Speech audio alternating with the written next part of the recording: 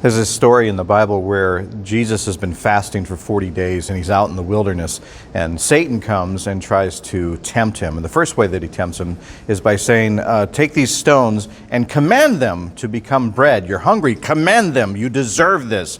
And Jesus says, we don't live by bread alone, but by the word of God. And then he takes him to one of the highest towers in the area, and he says, if you're the Son of God, then jump from this. God will take care of you. He's not going to hurt you or anything. And Jesus says, don't put God to the test. And then the devil takes him to the highest place and shows him all the kingdoms around and says, I will give you all of this if you just worship me. And Jesus says, get away from me, Satan. We don't live by anything but the word of God, and God is the only one that we follow.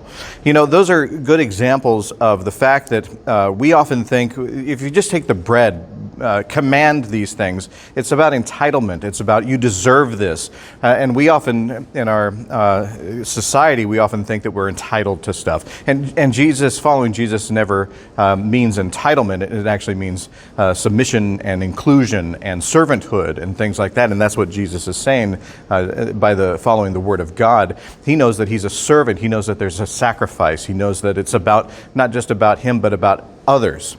Taking him to the highest tower, it's about not testing God. He says, God's not a magic trick. He knows that the laws of science and physics will mean that he will drop, and that God is not one to be tested because God put a lot of that science into motion. It's like people that are walking around and saying that they'll be cured by things. They don't have to take treatments, or they don't have to do precautions in a pandemic.